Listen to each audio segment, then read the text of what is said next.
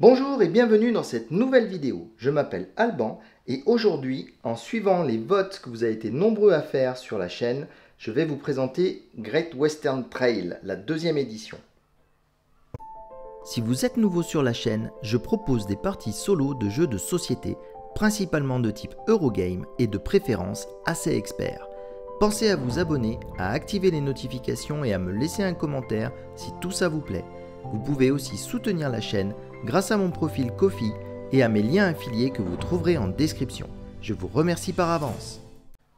Ce jeu, c'est le premier jeu pour lequel j'ai été influencé par un YouTuber, Totally Tabled. J'en parle assez souvent parce que je trouve que ce qu'il fait, ce mec-là, c'est vraiment génial. Et je connaissais pas du tout le jeu, j'étais pas hyper attiré par le concept des cow-boys qui s'amusent avec des vaches, enfin, qui s'amusent à en acheter, à en revendre et tout ça. Mais tu dis ouais, ça a pas l'air foufou. Et j'ai vu un solo de Shaggy là-dessus. Et là j'ai dit ouais, c'est cool quand même, hein. Donc je l'ai acheté et j'ai beaucoup joué parce que c'est vraiment génial comme jeu. Et allez, c'est parti, on va découvrir ce qu'il y a dans la boîte pour que ce soit aussi bien. Alors, dans la boîte, vous allez y trouver des petits sacs déjà qui portent des numéros 1, 2 ou 3. Ça va nous permettre d'y mettre des tuiles qui vont être utilisées lors de la vente du bétail et qui peuvent être aussi utilisées au niveau des pièges qu'on va trouver sur notre route. Parce que le Far West, vous savez que c'était pas une super époque et il y avait pas mal de dangers. Ensuite, comme je garde tout, bon, on a une petite pub. Bonsoir, hein. On s'en fiche. Ensuite, une annexe qui est vachement pratique parce qu'elle va référencer tous les bâtiments et nous expliquer comment ils fonctionnent. Vous allez voir, il y a pas mal de bâtiments qu'on peut construire, des bâtiments neutres et des bâtiments personnels. Il y a pas mal d'actions différentes et tout ça. Mais l'iconographie est vraiment super bien foutue, donc on s'y retrouve très rapidement. Ensuite, on a un petit feuillet pour le jeu en solo. Là aussi, c'est relativement simple. Il faut retenir un petit peu les icônes de base, mais franchement, on y arrive assez vite et assez rapidement.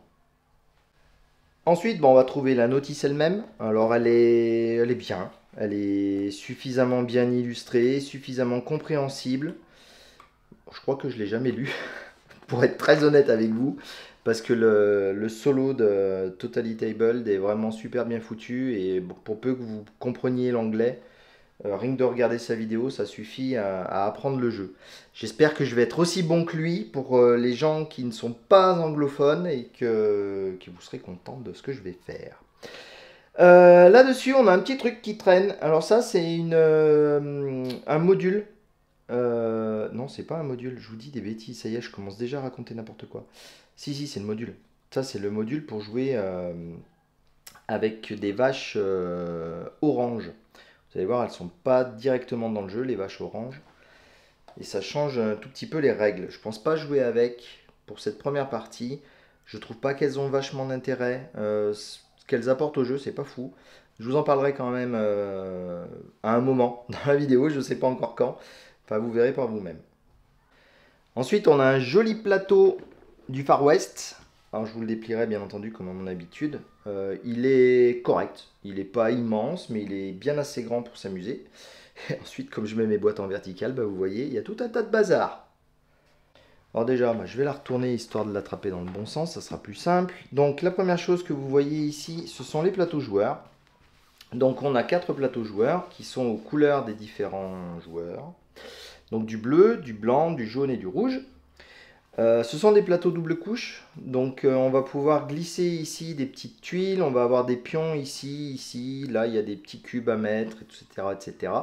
Et ça vous dicte tout ce que vous pouvez faire dans le jeu. Donc ça, ils sont très pratiques, très lisibles. Pas quand on ne connaît pas le jeu évidemment, mais là vous allez voir, je vais vous expliquer et vous allez comprendre très rapidement comment ça fonctionne avec ces plateaux. Ça c'est vraiment pas compliqué. Et ce plateau-ci, c'est pour l'automa. Donc l'automa, il va avoir ce petit jeton qui va gérer la priorité du type d'ouvrier qu'il va vouloir recruter. Donc on peut avoir des cow-boys pour s'occuper de nos vaches, on peut avoir des ingénieurs pour fabriquer des bâtiments et des conducteurs de train. Je vous accorde qu'ils n'ont pas tous... Ah si, c'est peut-être celle-là la conductrice de train. Non, il me semble bien que c'est la bâtisseuse et lui le conducteur. Enfin bon, bref, on verra pendant la partie. C'est un petit moment que j'ai pas joué. Mais ça va s'éclaircir. Ensuite, on a des cartes de vache. Bah oui, puis c'est un jeu de cow-boy. Alors, les cartes de vache, il y en a en pagaille, puis vous voyez, il y en a un peu partout, disséminées dans le jeu.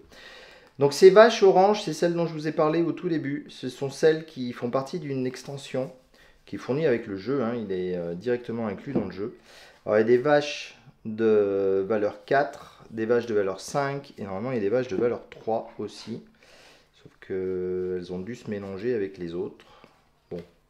Bref, donc il y a des vaches, plein de vaches. Donc les oranges, gardez en tête, ce sont celles de l'extension, donc on ne jouera pas avec. Et après, bah, il y a tout un tas d'autres couleurs. Ah, bah, j'en vois qui sont mélangées là. Ah, c'est une 2, la Cimental 2. Elles ont été mélangées parce que la dernière fois que j'ai joué, bah, j'ai dû jouer avec. Bon, enfin bon, bref. Vous verrez comment ça se joue pendant la partie. Ouais, je suis en train de trier mon deck juste devant vos yeux. C'est relou. Hein. C'est juste pour vous montrer les différents types de vaches. Donc en fait, elles ont différentes valeurs. Donc la valeur 2 n'existe pas dans le jeu de base. C'est l'extension qui l'amène. Donc on a des vaches 3, 4 ou 5. Et c'est le prix... Enfin, ça va influencer le prix auquel on va les payer, ces différentes vaches. Donc ce deck-là sera utilisé pendant la partie. On va le laisser par là. Et du coup, là, ce deck-ci, je ne vais pas m'en servir pour cette partie-là. Ça introduit des règles supplémentaires qui ne sont pas indispensables. Et comme je vous ai dit, moi, je ne les trouve pas folles. Ensuite, on a ces cartes-ci. Alors, ces cartes-ci, ce sont des cartes objectifs qu'on va avoir en main. Donc, on va avoir des cartes objectifs qu'on va pouvoir récupérer en cours de partie. Donc, bien entendu, vous n'allez pas forcément comprendre ce que l'objectif demande, mais je vous l'expliquerai bien sûr au fur et à mesure. Et ces cartes objectifs, ce qui est rigolo, c'est que à la fin de la partie, si vous avez rempli votre objectif, vous allez gagner les points qui sont marqués ici. Donc 3 points, c'est ce symbole-là qui symbolise les points dans ce jeu. Mais par contre, si vous ne l'avez pas réalisé, vous allez prendre un malus de 2. Donc vous allez perdre 2 points si vous avez pris cet objectif-là et que vous n'avez pas réussi à le remplir.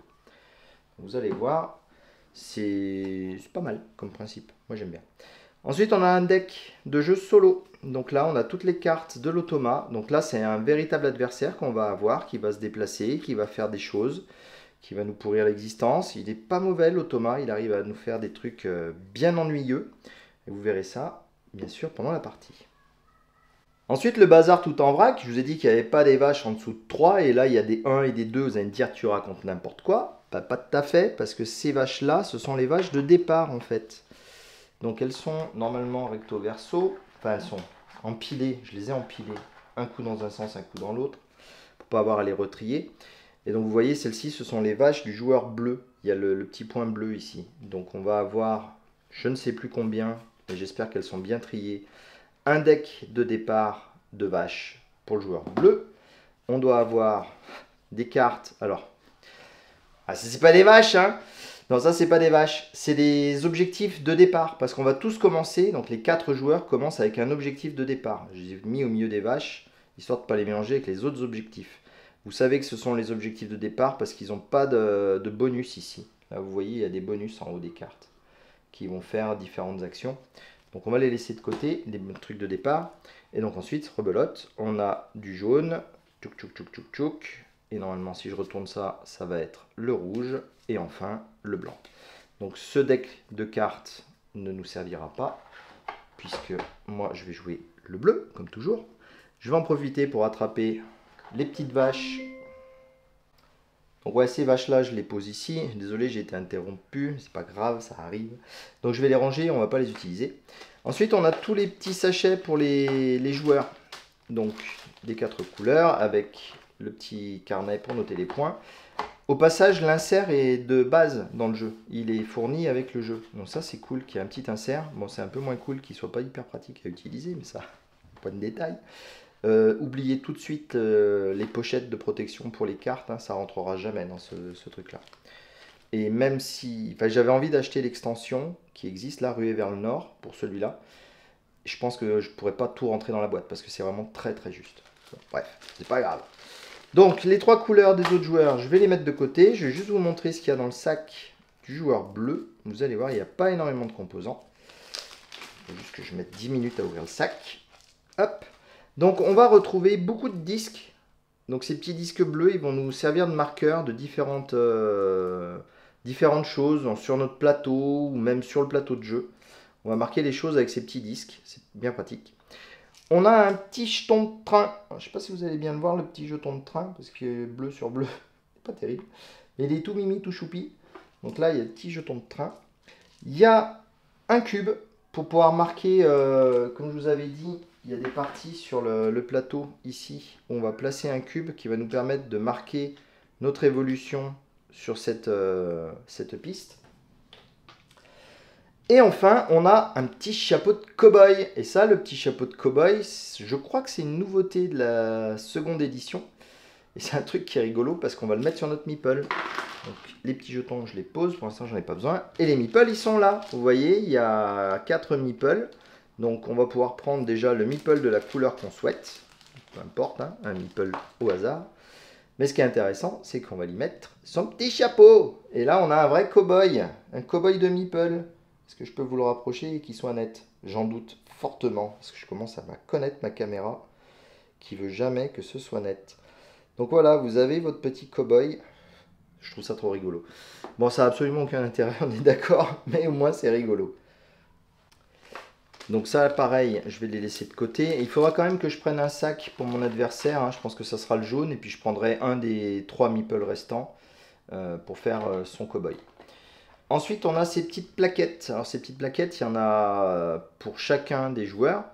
C'est ce qui permet de customiser le plateau de jeu en fonction du nombre de joueurs. Vous voyez, le plateau de jeu, par défaut, il est imprimé pour 4. Donc là, sur cette face-ci, ça change légèrement les conditions et les règles pour 3. Et nous, on va jouer en mode 2 joueurs. Donc, on va être comme ça. Alors, en mode solo, mais pour 2 joueurs. Donc, on va avoir besoin d'un de ces trucs-là. Ça, je fais de la place. Et oui, dessous, il n'y a rien d'autre. Donc c'est bon. Je le prendrai quand on fera la mise en place. Ensuite, on a ces petits jetons. C'est des jetons bonus qui vont nous permettre d'échanger nos cartes. Parce que vous allez voir, les cartes de troupeau, il ne faut pas les avoir n'importe comment. Il faut essayer d'avoir des couleurs différentes. Si on a des couleurs en double, ça ne va pas nous rapporter d'argent. Et donc quand on a un petit jeton de bonus comme ça va nous permettre de faire 2 échanges. On va piocher et jeter une carte 2 fois. Donc ça peut être une carte qui nous gêne dans notre deck, ou ça peut être, on peut être à la recherche d'une vache qui a plus de valeur lors de la vente. Et vous voyez la galère que c'est pour tout ranger. Bah, ça ne rentrera pas. Bon bref. Voilà. Du coup, on a ensuite celle-ci de tuiles. Donc ça, ce sont encore des tuiles. Celles-ci, elles sont blanches, elles ne servent à rien. Ça, ce sont des tuiles de bonus qu'il va y avoir au niveau des gares. Parce que vous avez vu, on a un petit train, donc il va falloir les charrier, nos bestiaux, avec notre petit train. Et quand on s'arrête dans une gare, on va pouvoir gagner des bonus. Et donc, ils sont de différentes sortes. Donc vous verrez, il y en a certains qui font gagner des points, d'autres qui font gagner des bonus d'avancement. Tout un tas de trucs qui vont être bien utiles pendant la partie. Ensuite, on va avoir plein de tuiles. Donc des petites tuiles comme ça, où il y a les personnages dessus. Donc, évidemment, je vous ai pris que les chauffeurs. Donc celles-ci, elles sont de niveau 3. Donc il faut bien les trier, les tuiles, parce que on va les mettre justement dans les 3 sacs que je vous ai montré au début. Donc vous me direz, pourquoi tu les laisses pas dans les 3 sacs? Ben, parce qu'on ne peut plus fermer la boîte, si elles ne sont pas rangées là-dedans. Donc là, on a les tuiles de niveau 2. Donc c'est un peu le même style, hein, avec des cow-boys, des ingénieurs en bâtiment, des chauffeurs de train. Et dans les tuiles niveau 1, on a aussi des bandits. Et les bandits, vous allez voir, ils peuvent nous embêter. Et il y a aussi des conditions naturelles ennuyeuses. Donc ça, c'est une inondation par exemple, qui va aussi pouvoir bloquer notre progression dans le jeu. Donc ça va être tiré au hasard à partir des petits sacs. Là, j'ai rangé le petit pion de fin de partie. La partie prend fin quand, vous allez voir, il y a une piste où on peut recruter des ouvriers. Et au fur et à mesure qu'on recrute des ouvriers, on descend sur cette piste. Et quand on arrive sur ce point-là, bah déjà, le premier joueur qui y arrive dessus, enfin le joueur qui y arrive dessus, récupère les 2 points, déclenche la fin de partie, et on va pouvoir passer au décompte final. Ce ne sera pas pour tout de suite. Vous allez voir, on a beaucoup de choses à faire, on a beaucoup d'amusement à avoir avant d'y arriver. Ensuite, comme dans tout bon jeu de cow-boy, il y a de l'argent, des dollars. Donc c'est des petites pièces comme ça. Elles sont toutes au même format, juste elles changent de couleur, donc 1 ou 5. Voilà, pas grand chose à dire sur ces pièces-là. Je les trouve pas terribles, pas très jolies. C'est un peu dommage, mais bon, c'est pas grave. Et ensuite, on arrive enfin aux bâtiments. Alors les bâtiments, si j'arrive à les attraper, bien entendu. J'aimerais bien arriver à tous vous les choper. Enfin, choper ceux qui m'intéressent, pas les autres. Voilà, donc ça, ce sont les bâtiments neutres, appelés bâtiments neutres. Donc les bâtiments neutres, ce sont des bâtiments qu'on va poser en début de partie. Alors vous voyez, il y a des lettres dessus, A, B, C, etc. jusqu'à G, me semble-t-il. Quand on joue une première partie, ces bâtiments, ils nous proposent de les mettre à des endroits fixes pour que ce soit plus simple à jouer. Donc je pense que c'est ce que je vais faire parce que si je les mets de façon aléatoire, il y a certains cas où l'aléatoire fait que la partie devient extrêmement difficile et du coup ça perd en amusement. Donc je vais les laisser, je suivrai la notice parce que ça je ne m'en rappelle plus. Je les mettrai exactement dans l'ordre préconisé pour un jeu pseudo facile. Et du coup pour chacun des joueurs, bah, c'est la même. On a des bâtiments. Mais alors là par contre c'est plus varié. Il y a beaucoup d'actions, il y a beaucoup de bâtiments. Et les tuiles ont plusieurs faces. Elles ont une face... Enfin, plusieurs. Non, un truc, ça a 2 faces. Pas 100 faces. Pas une tuile, en tout cas. Donc, elle a une face A et une face B. Et suivant la décision qui est prise en début de partie, tous les joueurs vont jouer avec les mêmes bâtiments. Mais il va falloir voir si on prend la face A ou la face B. Et d'un bâtiment à l'autre, il va y avoir des conditions différentes pour les fabriquer. Il va y avoir des conditions de victoire différentes. Enfin, voilà. Plein de choses qui vont varier en fonction de ce qu'on choisit. Voilà, je pense avoir fait le tour de la boîte. De mémoire, il n'y a rien d'autre d'intéressant à vous montrer. Je vais faire de la place comme à mon habitude et puis je vais vous montrer à quoi ressemble le plateau. Voilà donc le plateau. Il a fallu que je prenne un petit peu d'altitude. C'est bon, je m'en suis sorti. Il rentre un peu juste, mais il rentre. Je pense que pendant la partie, je vais le disposer un peu différemment pour que ce soit plus lisible pour vous parce qu'il y a des choses en bas, là en bas.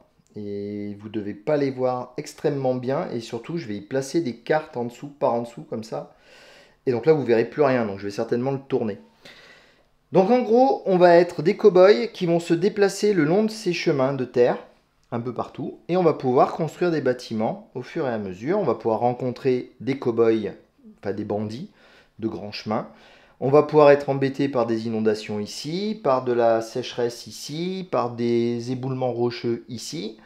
On a les fameuses gares tout autour du plateau, avec le petit chemin de fer qui va bien, on dirait Nucléum, non, rien à voir, où le petit train va pouvoir se balader avec les différents emplacements où il va pouvoir s'arrêter. Ici, c'est la fameuse zone de recrutement dont je vous ai parlé, où il va y avoir des ouvriers à recruter, hein, des cow-boys, des chauffeurs de train ou des ouvriers en bâtiment. Et ces espaces ronds là vont être le pion dont je vous ai parlé qui va déclencher la fin de partie, qui va descendre tout le long de la partie jusqu'à arriver en dehors de la table. Et quand il sort de la table, la fin de partie est déclenchée. On a également un marché ici, puis tout un tas de trucs qui va se passer par là-haut. Enfin bon, voilà. En gros, c'est tout ce que vous avez à connaître sur le jeu lui-même vis-à-vis des composants qu'il y a dans le jeu. Et puis comme c'est un jeu qui est relativement simple à appréhender, à connaître les règles en tout cas, il n'y a pas beaucoup plus d'explications à donner à ce niveau-là. Ce que je vais faire maintenant, c'est que, je vais le faire tout de suite, je vais tourner le plateau, histoire d'avoir un peu plus de place. Voilà, et je vais démarrer la mise en place. Donc, comme ça, je pourrais mettre mon plateau joueur par ici. Et puis, je pourrais remplir les choses correctement. Et je pense que vous devriez avoir une bonne visibilité pour la partie. Allez, j'attrape le matos et on commence. Donc, la première chose qu'on va faire, c'est qu'on va attraper ces fameuses tuiles là. Ce sont des tuiles chef de gare. Donc, ce sont des tuiles qu'on va pouvoir accéder au moment où on rentre en gare. Si on peut le payer, bien sûr. Donc ce que je vais faire, c'est que je vais attraper les petits sachets, là, comme ça, pour pouvoir les tirer vraiment au hasard. Donc le mettre dans le sachet, les prendre au hasard. Et vous voyez, on va remplir tous ces emplacements-ci. Donc ça va nous dire, au fur et à mesure de l'avancement du train, à quel endroit on va pouvoir le faire. Je vais peut-être pas les faire... Voici, il me reste plus que 2 à placer, donc c'est bon. Tac. Donc vous voyez, elles ne vont pas toutes y être. Il y a 9 tuiles dans le sachet, donc on ne va pas toutes les placer. On va placer juste celle-ci. Et les tuiles restantes, on va les remettre dans la boîte. Ensuite, je vais m'attaquer aux bâtiments neutres, les fameux bâtiments neutres. Je ne me rappelais plus, mais vous voyez, c'est inscrit sur le plateau, leurs lettres. Donc je ne vais pas me casser la tête. Je vais mettre chacune des lettres chacun des bâtiments à l'emplacement de leurs lettres. Le G, le F et D et E. Voilà, j'espère que ce ne sera pas trop pénible pour vous de les voir à l'horizontale comme ça, ou à la verticale. Enfin bon, pas dans le bon sens. Je pense que ça améliorera la visibilité. Ensuite, je vais placer mon petit pion de fin de partie dans l'emplacement qui est prévu à cet effet. Et je vais commencer à remplir mes sacs. Donc mes 3 sacs. Je vais prendre toutes les tuiles marquées 2, toutes les tuiles marquées 3, toutes les tuiles marquées 1. Et je vais remplir tous les sacs avec. J'espère que la dernière fois que je m'en suis servi, j'ai pas mélangé les tuiles dans la boîte parce que sinon je vais faire des tirages n'importe comment. Donc ensuite on prend le sac numéro 1 et on va tirer 7 tuiles du sac numéro 1. Et donc on va regarder les tuiles qu'on tire. Au fur et à mesure on va les placer sur les emplacements correspondant au type de tuiles. Donc là c'est un bandit. Vous voyez les bandits, leurs emplacements sont ici. Et ils sont numérotés de 1 à 9. Donc on va le placer au premier emplacement disponible. Donc je continue à tirer. Là, cette fois-ci, j'ai tiré le truc des éboulements. Donc pareil, je vais le mettre sur le premier emplacement. Donc ça en fait 2. Là, de nouveau un bandit. 3. Ensuite, une inondation. 4. Ensuite, hop, encore un éboulement. 5. Un bandit. 6. Et le dernier. Hop, une autre inondation. Cool. Le passage sécheresse sera safe. Alors, je pose le petit sac en dehors de la caméra. Vous le verrez s'il y a besoin. Donc ensuite, on va commencer à mettre des ouvriers.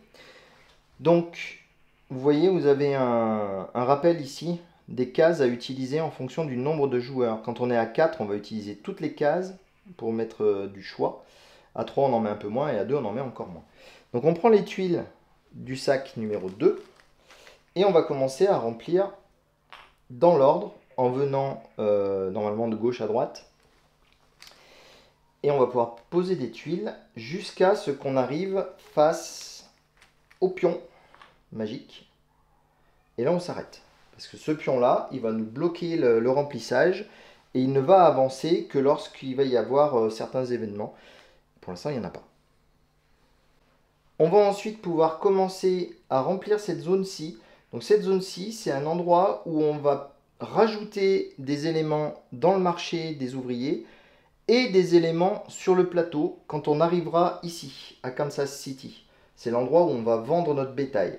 Donc là, il suffit de suivre. Donc vous voyez, les tuiles numéro 1, je vais prendre 2 tuiles de niveau 1. Donc il va y avoir possibilité de placer cette tuile-ci ou le truc aride. Ensuite, pour les tuiles numéro 2, on va avoir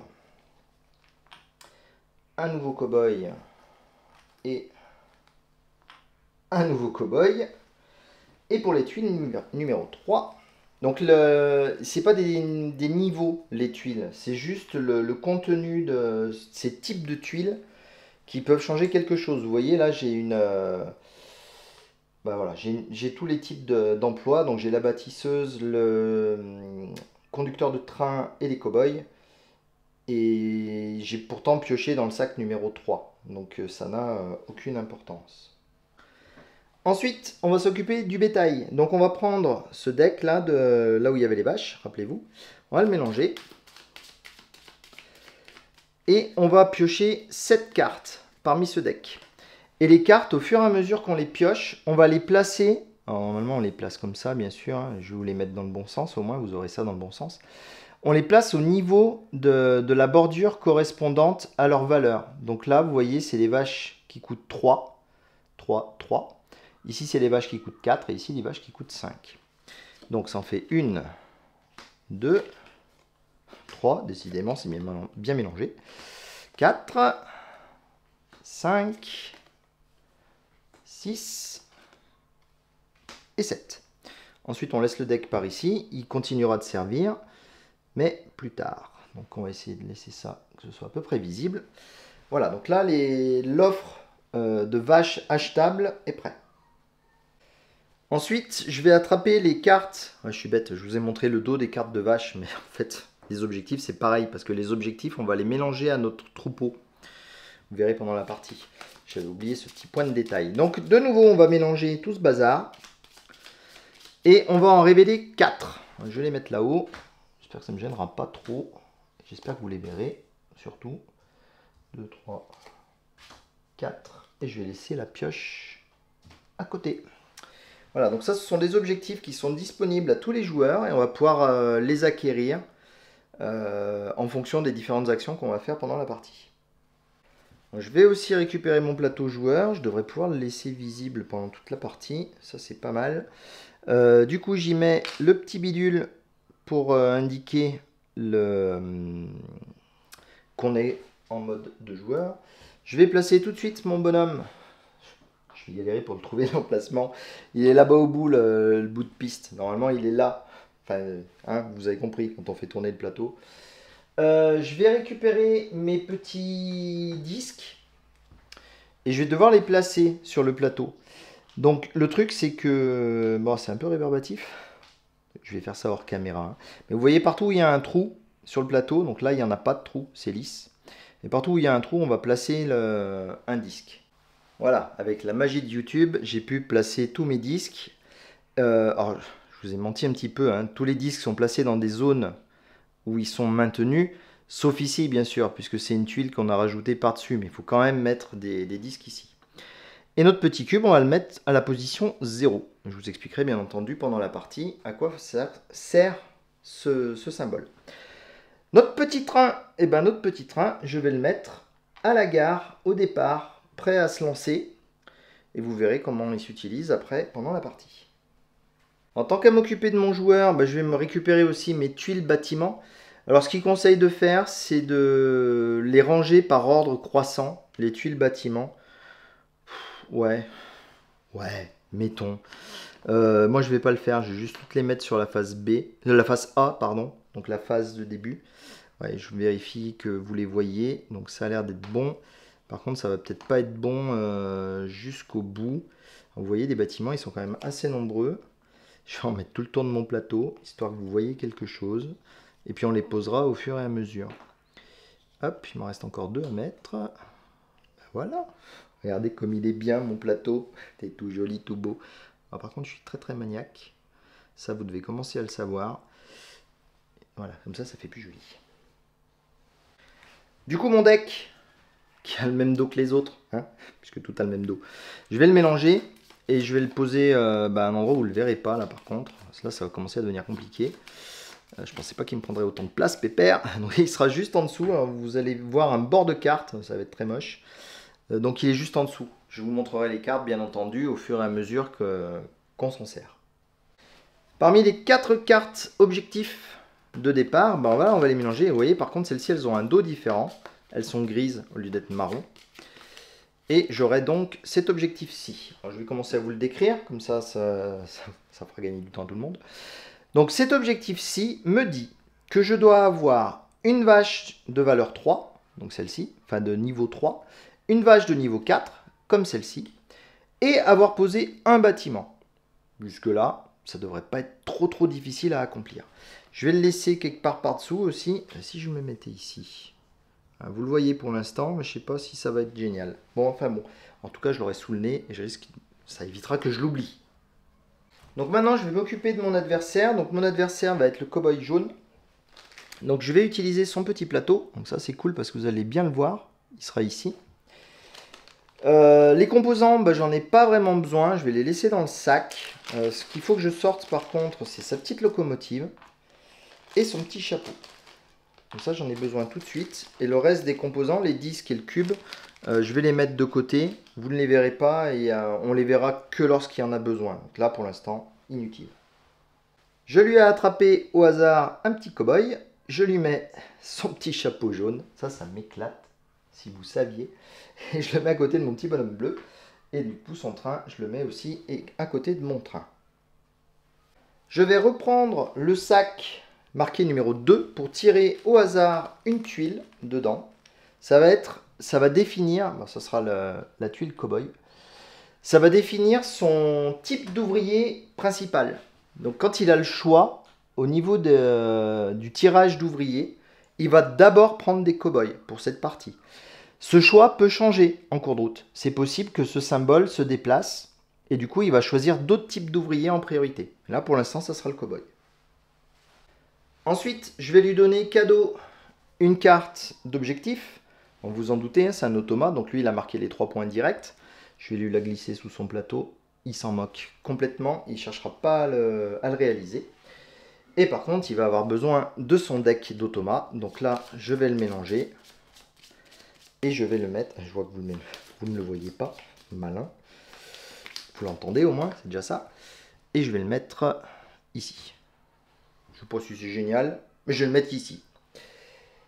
Et ben voilà, je crois qu'on est pas mal. Non, il faut qu'encore je lui attrape ses bâtiments aussi au brave homme. Et là par contre, lui, il faut que je les mette dans l'ordre.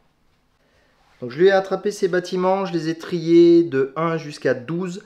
Lui par contre, il utilise la face B des bâtiments, toujours. À chaque partie. Donc on n'aura pas les mêmes bâtiments. Mais de toute façon, vous allez voir, je ne peux pas exploiter les capacités de ces bâtiments. Donc ça ne changera rien. Enfin si, pardon, ça change un petit peu. Parce que moi, je ne peux pas exploiter ces bâtiments, mais lui va les exploiter. Et je pense que la phase B doit permettre de gagner plus de trucs, ou je sais pas. J'ai pas assez de connaissances approfondies dans le jeu. Je sais y jouer, j'aime bien y jouer, mais pas au point de connaître tous les bâtiments un par un. Enfin, les toutes dernières choses à faire, c'est d'attribuer l'argent de départ des joueurs. Donc l'argent des départs des joueurs dépend de notre position dans l'ordre des joueurs. On est toujours premier quand on joue en solo. Et quand on est premier, on gagne 6 pièces, donc mes 6 pièces, et un jeton d'échange. Donc je ne sais pas où je vais les mettre, probablement ici. Et ce qu'il y a dessous, je vous le montrerai plus tard quand viendra le moment de l'utiliser. Et on va également tirer 4 cartes. Donc j'ai pris mon deck, j'ai pris mes 4 cartes. Et en plus je vais pouvoir vous les mettre ici pour l'instant, ça c'est cool. Et donc ça sera ma main de départ. Main de départ qui n'est pas terrible. Mais ça vous le verrez pendant la partie parce que je vais m'arrêter pour le moment. J'ai chaud, en vrai. Et donc voilà. Tout est prêt pour démarrer la partie. Donc attendez-vous à ce qu'elle arrive assez rapidement. Le temps de la filmer et de la monter. Et puis, eh bien, en attendant que tout ça arrive, j'espère que ça vous plaît beaucoup. Vous avez fait un très bon choix de vote. Vraiment, celui-ci, j'avais très envie de vous le présenter. Et bah, c'est tombé que ça a été celui que vous avez choisi. Je pensais que vous pencheriez du côté de... Ah mince, ça y est, j'ai oublié le nom. J'aurais mieux fait de me taire. Bon, allez, c'est pas grave. Je m'attendais pas à ce que vous preniez celui-ci. Mais c'est très cool que vous l'ayez choisi. Moi, j'aime beaucoup. Allez, à très bientôt. Salut!